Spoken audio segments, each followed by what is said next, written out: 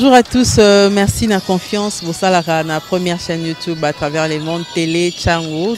Vous en essayez mingi, vous avez Nabino, entretien et Alelo, tu as mis pour Nabino. Martin n'a pas perdu les élections, il a gagné les élections. Boye bisa bango bati kapeli seki. Congolais assis à la mouki. La mouka a ça la kaba réflexion il y a bien pour Namboka Oyo. FCC na la mouka ba ebani bien. Manque à confiance déjà. Il n'y a aucune coalition entre FCC et Nalamuka. Le fait que nous gardions jalousement les preuves que nous avons, c'est parce que nous avons un grand respect pour nos frères. Ensemble, Union sacrée. Le blocage au niveau de la CNI a un nom. Il s'appelle Monsieur Félix Tshilombo. Théorie. On crie au génie. L'homme de Piltdown permet de prouver la théorie de Charles Darwin qu'il a exposée dans l'origine des espèces. À la mort de Charles Dawson, son fameux homme de Piltdown commence à soulever beaucoup de questions. On se demande si c'est un vrai. Et il y a des anatomistes allemands qui vont prendre le squelette, le crâne spécifiquement, et qui vont réaliser que c'est un mélange d'ossements humains et d'os d'orang-outan, de singe. Plus fort encore, dans les années 40 et dans les années 50, on commence à faire une datation au carbone 14. Et le crâne, qui devrait être 500 000 ans plus vieux que l'homme de Néandertal, a en fait l'âge de 500 ans. C'est un homme médiéval, l'homme de Piltdown. Tout ça est faux, faux, archi-faux. Finalement, on peut fourvoyer tout le monde, même la communauté scientifique. Merci mon ami. Vous avez suivi une preuve que le singe a évolué pour devenir homme. Et partout on nous a mis ça dans les manuels scolaires, on a trouvé la preuve. 40 ans après, il y a eu le carbone 14 qui a été découvert, ça aide à la datation des objets anciens. Tout ça, le crâne était exposé au musée de Londres. Quand les scientifiques, il y a un scientifique qui a essayé de dater le crâne en utilisant le carbone 14. Le crâne a une autre date, la mâchoire a une autre date. C'est pas possible. Comment une même pièce peut donner deux dates?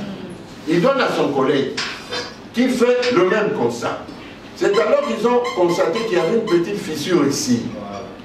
D'abord, ils croyaient que c'était tombé, c'était un choc. C'est alors qu'ils découvrent que c'est deux pièces différentes qu'on a collées. En Afrique, nous sommes 200 ans après. Nous n'avons pas cette information. J'ai essayé de sillonner sur quelques écoles avec mon entretien avec les professeurs de biologie. Ils ne connaissent pas le scandale de l'homme depuis 200 ans après. Mais quand vous allez sur Google, tapez le scandale de l'homme depuis il y a des millions de publications. Puis en ce temps-là, presque tous les quotidiens ont publié. Mais jusqu'aujourd'hui, l'Afrique n'est pas au courant de ce scandale, 200 ans après. La question de la capacité de recherche. La capacité de recherche. Très bien, la capacité de recherche. Chers amis, vous qui faites les Français là, apprenez bien, rassurez-vous que les enfants maîtrisent les 9 parties du discours. Rassurez-vous. Pour nous aider même nous là-bas, rassurez-vous que vos enfants là ont maîtrisé les 9 parties du discours. C'est très très important. Parce que quand vous ne maîtrisez pas ça, même, bon, parce que tout ce que vous ferez là-bas, comme le disait le président ici, vous le ferez en français. Et même la manière de rendre les informations que vous allez recevoir de X, Y et Z des professeurs, ça dépend de votre degré de maîtrise de la langue dans laquelle vous rendez ça. La même information peut être mieux rendue par X et moins rendue par tel autre en fonction de leur niveau de maîtrise de la langue du travail. Donc, travaillez pour obliger vos élèves chacun à avoir son Maurice Grévis. Très important. Lorsque j'arrive avec eux dans le chapitre rédaction scientifique, je parle du style, je parle de la ponctuation, je parle de ceci, de cela. Les enfants ne connaissent plus. Aujourd'hui, les enfants ne connaissent plus la ponctuation comme étant un système de signes qui détermine, qui permet d'indiquer la subdivision du texte, des nuances, et ainsi de suite. Ils ne connaissent plus ça. Parfois, ils ne connaissent plus que la virgule et le point. Tous les autres, là, ils ne connaissent plus. Les styles, ils ne savent plus que le style, c'est le moyen d'expression et qui doit être clair et concis. Et que cette clarté doit être obtenue par l'utilisation des termes appropriés, la maîtrise des règles de la grammaire, etc. Ils ne connaissent plus ça. Donc, travailler sur cet axe-là. Cet axe-là est très important à être travaillé. Un autre élément important, c'est que ça exige qu'au moins l'étudiant ou l'apprenant puisse maîtriser les computers, l'informatique, l'ordinateur. Si vous ne savez pas maîtriser l'ordinateur, c'est quand même assez difficile pour le système LMD. Pourquoi? Parce que chaque fois, il faut faire des recherches et puis venir présenter les TP. Nous n'allons quand même pas corriger les TP à la main. Vous devez toujours être à mesure, d'autant plus que, en réalité, dans le 21e siècle où nous nous trouvons aujourd'hui, les computers, c'est-à-dire l'ordinateur, devient le nouveau stylo. Le nouveau stylo du 21e siècle, c'est l'ordinateur. Ce n'est pas l'ordinateur que vous devez traduire tout ce que vous prétendez connaître. Même nous-mêmes, ce que nous faisons dans la vie, parfois dans nos consultances avec les organismes, on est souvent limité parce que notre degré de maîtrise de cet outil est d'un certain niveau. Vous pouvez connaître plus que le président ici, mais lui maîtrise plus l'ordinateur que vous, il est pris et vous, on ne vous prend pas. Parce que vous allez traduire votre connaissance comment, tant que vous ne connaissez pas l'ordinateur. Très important. Alors, introduisez déjà ça, peut-être pas une matière, mais citez les enfants à se professionnaliser, à aller dans les centres là pour quand même connaître cela. Un quatrième élément ou quatrième exigence, c'est notamment la disposition de l'Internet. Il faut que l'Internet vous soit disposé. Et là, il faut acheter les mégas, il faut être à mesure d'être capable de lancer une recherche à Google et peut-être d'aller à un autre niveau de recherche spécialisée et de recevoir les informations. De cette manière-là, les finalistes des humanités littéraires qui viennent dans le système LMD vont aborder avec assurance, avec aisance même, les études universitaires, que ce soit dans les systèmes traditionnels ou dans les systèmes LMD, et pouvoir continuer un cursus académique très rassuré. Voilà, de manière ramassée, pour ne pas dépasser le temps qu'on m'a donné, je crois que le débat va arriver pour que tout soit davantage creuser. Je me limite. Chers professeurs, vous êtes des millionnaires. Mais je m'étais parce que vous allez quitter vos écoles. On continue. Sinon, vous allez quitter les écoles. Je suis en train de travailler avec un groupe de petits, Précieux et Enoch. Ce sont des créateurs. Mais ils m'ont fait... Ils me disent, vous allez quitter l'école. Je dis, comment? Oh, donner le cours de français dispensé, c'est de l'argent. Et en un clin d'œil millionnaire. Donc si vous apprenez, je construis des étages et immeubles, ne dites pas qu'il y a eu un peu de noir là-dedans. Ni gouvernement, ni parti politique, vous êtes des millionnaires. Qu'est-ce que les petits m'ont dit? Donnez-nous 60 $. Nous vous créons les serveurs. J'ai donné. Donnez-nous 35 $. J'ai donné. Ils m'ont créé à partir des serveurs le porte-monnaie électronique. Ils m'ont dit, donnez tout ce que vous connaissez en français selon les compartiments. Et nous mettons là-bas. Et nous mettons là-bas. J'ai dit, mais qu'est-ce qui se passe? Ils m'ont dit, vous allez quitter les écoles. Vous resterez en chambre, en sous-vêtements, maillot du corps, en train de regarder écoute combien. Écoute combien. J'ai dit quoi? J'ai commencé par grammaire, conjugaison, reconnaissance des verbes, tout. Je fais tout ce qui est de verbe. Je vais dans le grammaire CC, tout. Je vais dans les, je vais phonétique, tout. Ils ont pris tout. Ils ont maintenant fait la magie de l'informatique. Là-dedans, ils ont mis tout. Ils m'ont dit, voilà ce qu'il y a. Maintenant, nous vous connectons avec YouTube. Rien que 7 $, pas d'inscription. Tout celui qui s'intéresse, vous boostez seulement.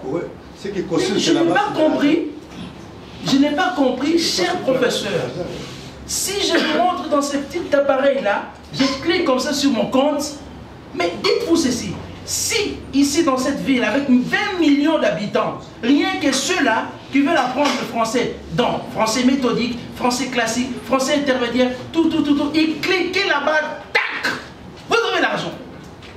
On va lui proposer, vous voulez quoi, tout. S'il s'intéresse, il est abonné. Et d'autant qu'il va regarder, d'autant que vous avez l'argent. Mais je dis, mais non, quand je regardais là-bas... Mais c'est ça le 21e siècle. C'est de l'argent qui entre maintenant. Je dis à madame, regarde, ton compte il a 1000 $. Et où tu as baisé là? Bon, nous sommes allés avec Visa, UBA, on type comme ça, on retire d'abord 600. Et on t'a ça, on a dit non. En ligne, bâton. Oui, c'est ça. Vous êtes des millionnaires.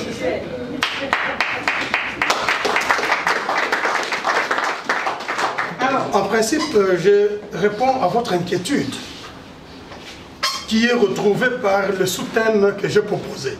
C'est comme si nous avions logé dans la même enseigne. En principe, le sous-thème sur lequel je veux parler, c'est Andecirque, qui est une association nationale des défenseurs de la citoyenneté responsable du Congo, qui a vu le jour dans cette même salle le 12 juin 2019, dont le président Jean-Bosco Pounaïsi est parrain. Et c'est donc Andecirque a 3 ans d'existence et demi, bien entendu. Et comme idéologie, Andecirque lutte pour le changement de mentalité. Un concept qui est peut-être vague et qui est entendu à tout bout de champ, mais auquel Andecirque a voulu donner du contenu. Et quel est le contenu? C'est l'idéologie. On est parti de l'objectif plutôt. Il y a l'idéologie comme changement de mentalité, mais quel est l'objectif final? C'est la citoyenneté responsable. Voilà pourquoi j'ai dit tout à l'heure que j'ai été précédé par M. François qui a parlé de la citoyenneté.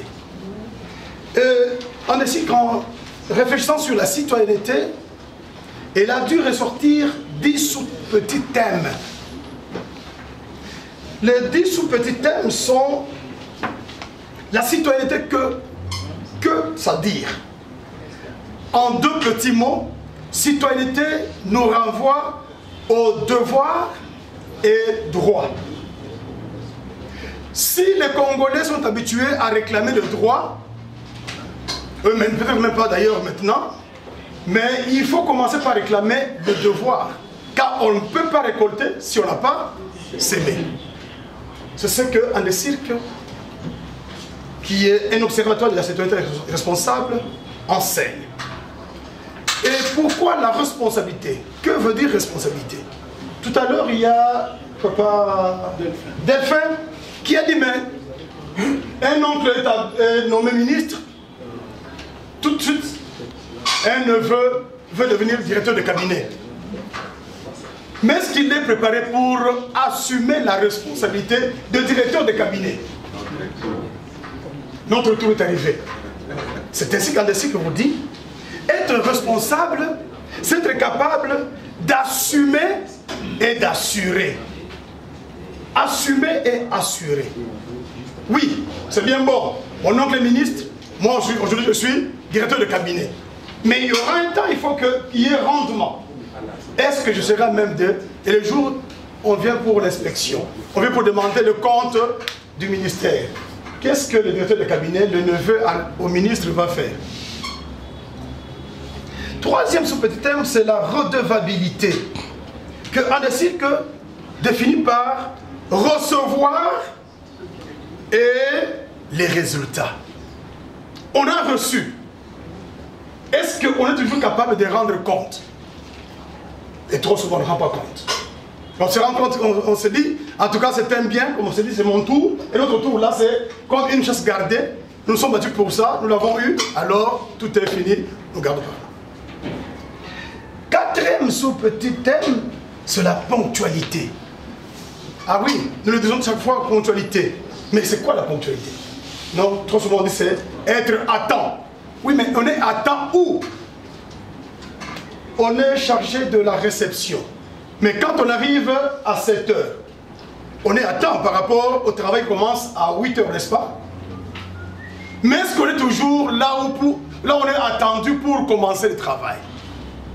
De la ponctualité, que nous définissons facilement comme étant l'effet d'arriver à temps, à l'heure prévue. Mais il ne suffit pas d'arriver à temps, à l'heure prévue, mais il suffit aussi d'être à l'endroit où vous devez être. Vous arrivez à temps, mais vous entrez dans un maléwa. Jusqu'à 9 heures. Est-ce que vous êtes à temps? Est-ce qu'il y a la ponctualité? Donc la ponctualité, c'est être à temps, mais là où vous devez être. Il y a la régularité. Ça tue aussi les Congolais aujourd'hui.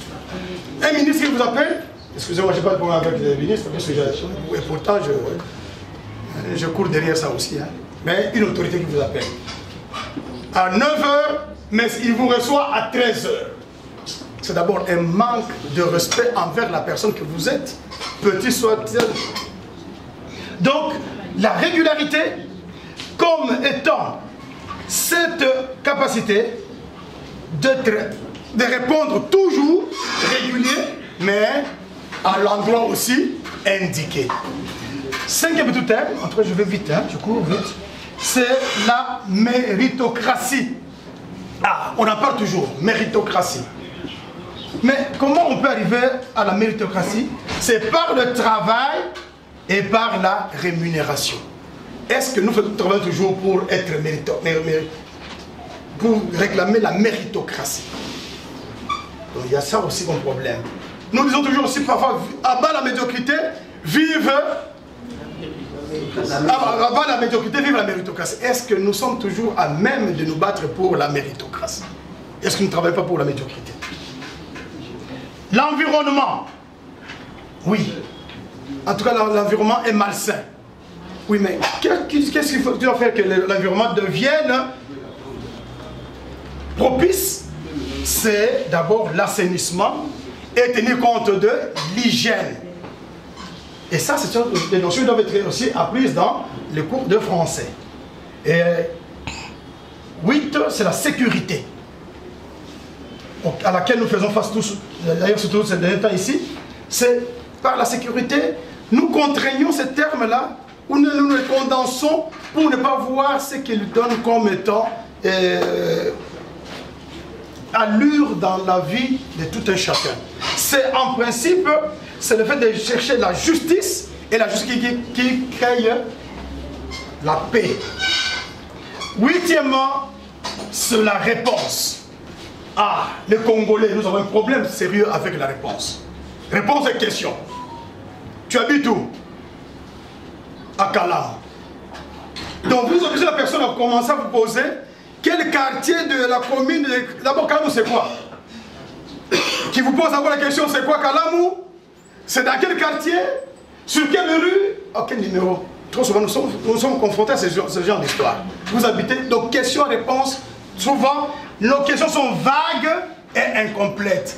D'où, en DECIRC, nous recommande l'exactitude dans les questions que nous posons et aussi des réponses complètes. Et enfin, l'excellence à laquelle nous tendons tous presque, nous disons, nous voulons l'excellence. Même un chef de rue, veut être aussi appelé excellence, monsieur le chef de rue. Mais est-ce qu'il sait ce que ça implique que être excellent? Un ministre sur qui on crie, ou un DG sur qui on crie voleur, détourneur, mais il accepte d'être toujours là, appelé être excellence. Donc nous disons, l'excellence, c'est la distinction et l'émergence. Voilà un peu de mots. C'est qu'en DECIRC, votre observatoire de la société responsable a trouvé comme étude la sécurité responsable. Et je vous remercie. L'expérience m'a tellement rendu sage. Et la sagesse conduit souvent à la perfection. La perfection conduit au développement. Le développement conduit au bien-être. Le bien-être conduit à l'équilibre. L'équilibre conduit à la compétitivité. La compétitivité conduit à la mondialisation. La mondialisation conduit au rapport de force. Le rapport de force conduit à l'entraînement du plus faible. L'entraînement du plus faible conduit à l'injustice. L'injustice conduit à la frustration. La frustration conduit à la naissance des conflits. La naissance des conflits conduit à la négociation. La négociation conduit à la raison du plus fort. La raison du plus fort conduit aux représailles. Le représailles conduit au terrorisme. Le terrorisme conduit à la vigie pirate. La vigie pirate conduit à l'impasse. Et l'impasse conduit au coronavirus.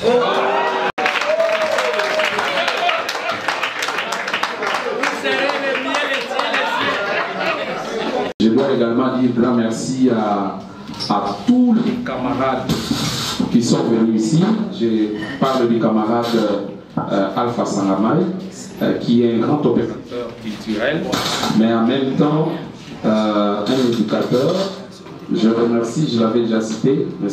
Bateko, et je remercie personnellement les différents camarades, collègues, professeurs de français qui sont avec nous pendant tout le temps pour l'amour du RENAPEF et l'amour à la langue française. Je dis grand merci à vos chefs d'établissement sans lesquels on ne saura pas organiser cette journée, mais aussi à vous-même, parce qu'il y en a aussi qui ont mis la main dans la poche pour soutenir cette journée internationale. Je dis également grand merci à tous les membres du RENAPEF, à ceux qui apprennent le français. En tout cas, grand merci. Et je n'oublie pas M. Kamba qui représente la maison des savoirs de Kinshasa. Nous n'allons pas sortir pour aller prendre quelque chose sans lui donner un mot, parce que c'est lui le chef du village ici, c'est lui le responsable de la maison des savoirs. En tout cas, je m'en voudrais si on ne lui donnait pas un mot. Je dis également un grand merci à Laurent. Laurent, vous avez suivi le vieux Laurent, regardez son âge, mais regardez comment il prononce, comment il phonétise. Donc, beaucoup de professeurs ne fournissent pas cet effort-là, c'est évident. Nous devons nous approcher de Laurent Ngouira qui phonétise et il fait de très bonnes choses. Je crois qu'au niveau du RENAPEF, nous ferons un effort. Papa Kamba, vous pouvez... Encore dire merci au RENAPEF. Je m'associe toujours à ceux qui le projettent comme manifestation, cérémonie, et remercier tous les participants et tous les orateurs. Et en profiter peut-être pour présenter la Maison de Savoir en quelques mots. Nous sommes la Maison de Savoir. Nous avons une bibliothèque ici, parce que les orateurs ont parlé de bibliothèque. Les apprenants peuvent venir ici. C'est bien de l'apprendre dans les classes, dans les écoles, mais je parle sous le contrôle de tous les profs qui sont ici, c'est mieux de commencer par la lecture et après de pouvoir la parler pour mieux l'intérioriser. Je remercie tout le monde. Et puis on a une salle de formation numérique. On a parlé du numérique tout à l'heure. Donc celui qui veut maîtriser l'ordinateur et les techniques d'informatique, nous avons une salle de formation qui est à disposition de tous ceux qui veulent s'y mettre. Donc encore merci. Et je n'oublie pas de dire que j'ai beaucoup appris de M. Raoul, de tous les orateurs. Vraiment, j'ai beaucoup appris. Merci et je vous souhaite de bien continuer. Je pense qu'après ça, il y a quelque chose de prévu pour les gens. La journée internationale des professeurs de français et le RENAPEF n'a pas raté cette occasion. Et donc, nous sommes venus autour de cette table ronde réfléchir avec les professeurs de français, avec les experts, sur le thème international qui est les professeurs de français créateurs d'avenir. Eh bien, nous sommes revenus parce que vous savez que le professeur de français a un rôle important à jouer au niveau de sa classe. Et donc, c'était un moment très important pour nous pour échanger. Mais le gros de discussion qui est sorti ici, c'est qu'il est important de pouvoir professionnaliser notre enseignement. Et donc, on a pris en luminaire les sections littéraires, biochimie et d'autres sections qui ne débouchent pas directement à l'emploi. Nous sommes revenus pour proposer de nouveaux paradigmes et donc en termes de recommandations. Donc ce sont des recommandations que nous allons devoir canaliser à qui des droits pour voir dans quelle mesure on peut davantage professionnaliser notre système d'enseignement. Un autre élément qui a été dit, c'est le postulat sur l'Afrique berceau de l'humanité. Il est très important que les professeurs de français comprennent qu'en classe de français, il faut absolument que nous puissions aller vers la doctrine qui est prêchée par l'Académie française, qui insiste sur la théorie de l'humanisme pour que nous puissions véritablement former des hommes pétris de valeurs qui vont devoir gérer ces pays. Donc nous sommes partis autour de tous ces... nous avons débattu toutes ces questions et ça nous a donné des recommandations que nous allons transmettre à qui des droits, aux autorités du pays, à la francophonie, parce que n'oubliez pas que nous sommes dans le monde francophone. Le français pour nous c'est un patrimoine commun, un patrimoine collectif. Toutes ces recommandations seront charriées vers les autorités afin qu'on puisse donner des réponses à quelques inquiétudes des participants. Le mot de la fin, eh bien, nous, plus que jamais, nous avons besoin des appuis. On a besoin que nous puissions continuer ce travail. Mais déjà, il faut dire que grand merci au chef d'établissement, aux professeurs de français qui soutiennent cette activité avec leurs moyens. Vous avez vu que c'était une grande activité ici à la Maison des Savoirs de Kinshasa. Et donc, les prochaines occasions, ça sera pour des leçons, les différentes approches des nouvelles méthodologies de l'enseignement du français. Nous reviendrons ici au mois de décembre pour continuer ce travail des professeurs de français. Parce que lorsqu'on a des meilleurs professeurs de français dans une école, dans une classe, eh bien, vous comprenez que les enfants seront bien encadrés étant donné que tout ce que nous enseignons passe par la langue de Voltaire.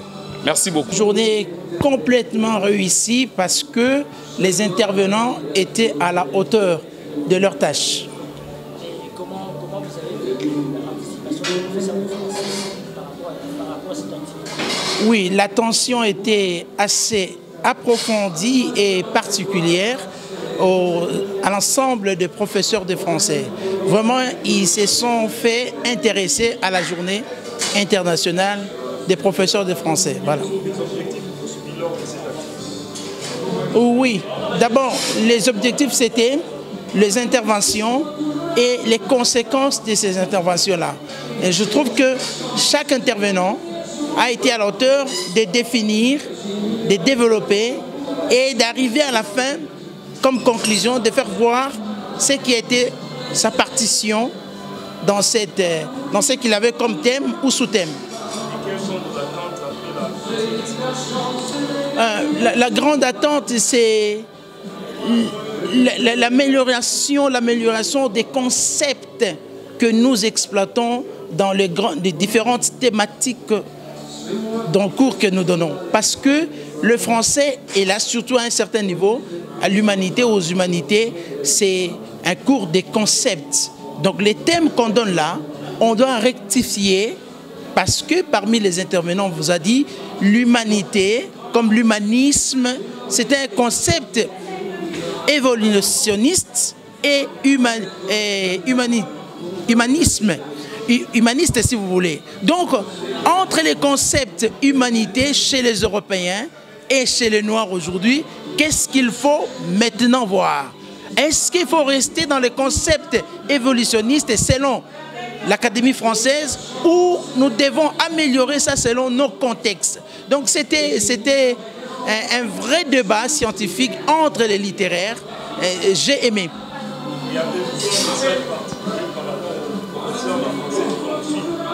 Oui, j'ai un message parce que le message, c'est au niveau. Pour les professeurs de français, ils doivent déjà s'est constitué en bloc, en groupe d'ateliers pour voir dans l'anthologie, dans les profils et perspectives, c'est-à-dire dans tout ce qui est livre de français que nous exploitons dans nos programmes, quels sont les thèmes qui sont mal conçus aujourd'hui ou avec l'évolution, ces thèmes-là sont archaïques aujourd'hui et qu'il faut créer des nouveaux thèmes, des nouvelles thématiques et proposer à l'autorité compétente, comme on a dit, c'est-à-dire à l'autorité régulatrice, c'est-à-dire au ministère et aux inspecteurs techniciens, comment changer certains concepts et faire, pourquoi pas, des nouveaux livres de français avec des nouvelles thématiques.